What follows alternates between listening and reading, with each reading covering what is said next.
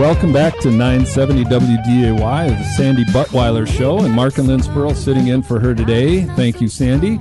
And now joining us in studio from the American Red Cross is Brian Shawn and Sonya Jensen, who we are better known as Disaster Girl. That's her new title. So I'm going to turn this back over to Lynn, and we're going to talk a little bit about Red Cross Month with Brian. Yeah, thanks. Thanks for being here today, you guys. And these are my coworkers, and not any greater joy than to get to work with this group. And we are a very lean machine, not very many of us, through 160,000 square miles of North and South Dakota, western Minnesota. And so a big thank you to those who are still on it while we're sitting in the studio. And a shout out to our boss, Judy Green, who's allowing us all to be here. So thank you very much. So, Brian, March is Red Cross Month. What does that mean? Well, first of all, thank you for letting me come on the air and speak with you today. And you are right. We are lean. I'm not sure how much of a machine we are, but we are lean. And I don't know about letting us be here. I mean, this is my job, is to do this stuff. So I look at this true. as right. Yeah, you're working. I'm right. working. I'm claiming this as work. But no, thanks for having us. And, Red Cross Month is a celebration that we've had now for over the last 70 years, where we look at March and we proclaim that Red Cross Month. And we're very, very fortunate that we can celebrate our volunteers, our donors, all those that support our services throughout the country, and the 411 regional disasters we've had that have happened here in the Dakotas, not to mention all the large-scale disasters that have happened throughout the country, various tornadoes. The landslide disaster in Oso, Washington is one I was at as well. So it's kind of time to remember all those things and all the people that make it possible for us to do the work we do, and we're very fortunate to have people that are on call 365 days a year, 24 hours a day to respond in case there's a need. Mm-hmm. And, a lot of the disasters you see in the news, and there are so many that you don't. And how often are we responding? Every 17 hours, just in the Dakotas alone, which is a pretty significant amount when you look at our population. Mm-hmm. When you look at our population density in the Dakotas compared to other regions, we respond per capita about as much as anybody in the country. And a big reason for that, obviously, is we have a very diverse range of disasters that can take place. Certainly single-family home fires, multifamily home fires account a large percentage of what we do. But, I remember a couple of years ago we had flooding issues. The next month we had wildfire issues because of a drought, and then we had flooding issues again the month after. There's not too many places where you can go from flooding to drought to flooding all in the same season. And we're unique that way. And certainly we're not anywhere near safe from tornadoes. About hurricanes and earthquakes at this point are the only thing that we probably are a little bit safe from in the Dakotas. Outside of that, we can suffer from just about everything possible. And even with the hurricanes and the other disasters like that, or a mudslide, mm-hmm. As the Red Cross does, where we respond to help each other. Sometimes if you're affected by it in your backyard, then you need help from other places. And our own Brian Shawn it was an honor to be selected to go out and help the team out in the state of Washington during the Oso mudslide. And what was that like for you, Brian? Oh, it's hard to believe that it's almost been a year already. It's hard to believe that it was already just in April of last year. I had just come off of going through training, advanced public affairs training, and literally a week later I was deploying to go out to Oso, and I was pretty scared. I mean, I remember packing my bag, and I went to my wife and I said, "What the hell am I doing? Mm-hmm. How can I be really doing this?" And I got there, and I was pretty nervous. I wasn't really sure what to expect. Don't really know how anything works. I mean, when you're going on these things, there's so many moving parts that you're not sure where you're going to fit in the equation, and you want to make sure you're doing the right thing and doing everything you can to support, but not exactly knowing what that is until you get there. So, for me, I think it was more of an emotional piece attachment than I thought it was going to be. I'm usually not, as you guys know, the huge emotional type. He's a soft. I usually don't show a lot of that stuff, and I've seen a lot of stuff working in the news business over the years where that's you just kind of get used to hearing about those stories. But when you see it up close, when you're dealing with people they're digging through mud and finding their friends or finding their relatives or looking where their property used to be that it's no longer there, it obviously, when you see it up close, does affect you, and you can't help but ever get that image or images out of your mind. I remember talking with you during that time, and I think it did take you by surprise that you knew it would be a big deal. You knew it would be a big disaster. You knew we were going to really step up and help in a big way. And then there's that emotional piece as well. Sonya Jensen is joining us as well, and Sonya, I've known Sonya a long time. I worked with her dad years and years and years ago, so it's been really fun to see her now as an adult and growing up. And my gosh, what a wonderful adult she has become. And giving, this woman puts in more time and work than anyone that I have ever seen in my life, and I'm very honored to work with her.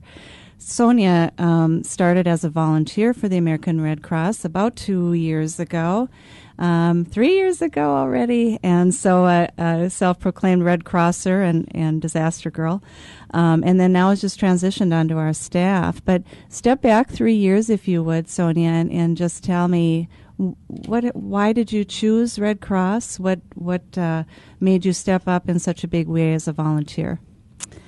Well, it's kind of an interesting story, actually. During flood preparations at Sandbag Central, I had gone down to do some sandbagging and help out the community in that way, and I saw the Red Cross there. And I actually saw the ladies doing the feeding like we do commonly. And I thought, I like to feed people. I think I could do this. And that's how it all started.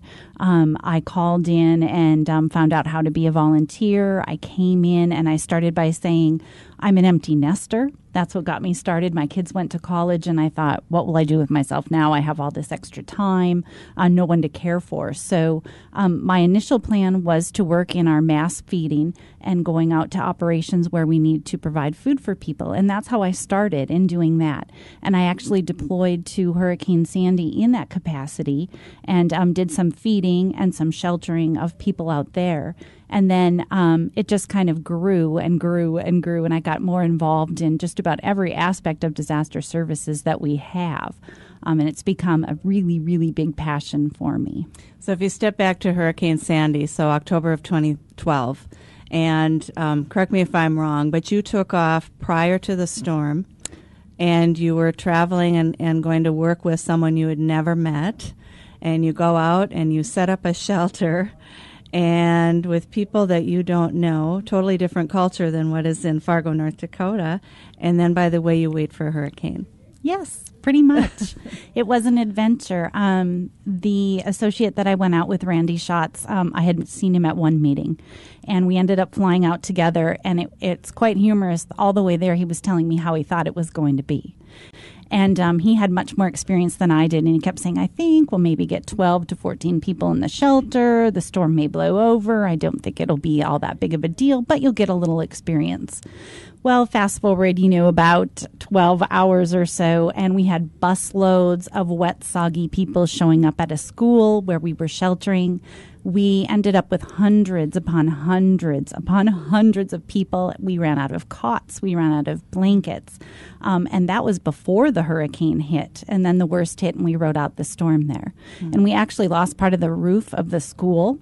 But everyone was secure and everyone was safe. But then you start doing the recovery and people busing out to see what was left of their homes. And that was the hardest part, because they would come back off those buses, and some of them were elated. I still have a home.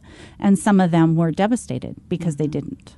And you spent 2 weeks there. Yes. And I remember when you came back, and I remember the words out of your mouth. Do you remember? No, probably something about changing my life. Changing your life, and you were ready to go back and I would go do back it all in a again. second. Mm-hmm. I still would. Yeah, it's amazing. Another fun story, I think, with Sonya is you talked about the feeding programs and Sandbag Central. So the last time we did Sandbag Central, not last year, but the year before. So, but our feeding program through the Red Cross, because of Sonya Jensen, is a little different because of the relationships you've made with some of our restaurateurs. So it wasn't sandwiches anymore.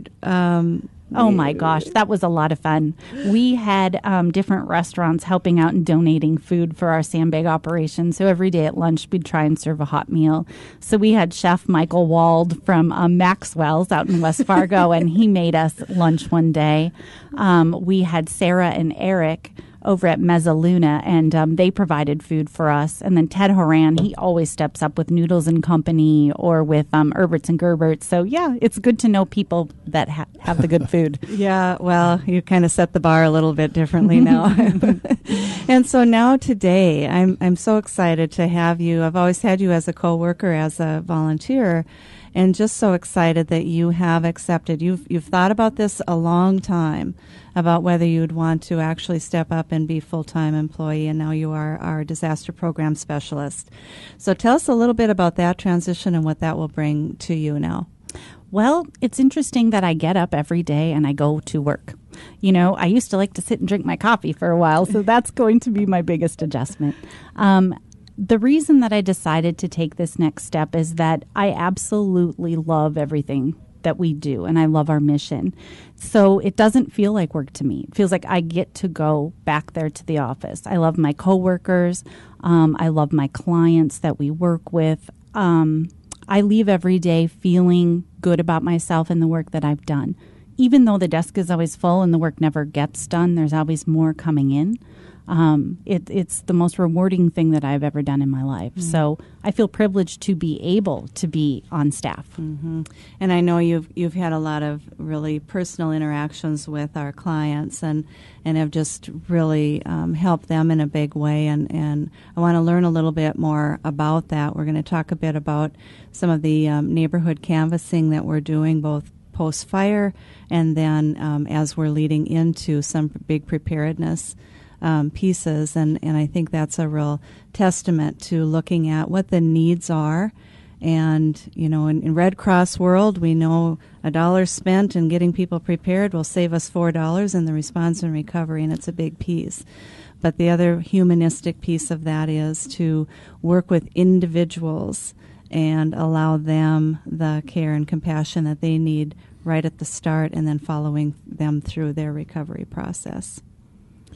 Well, that's a brief talk so far about the Red Cross Month and volunteer. And when we come back after the break, we'll continue this conversation a little bit.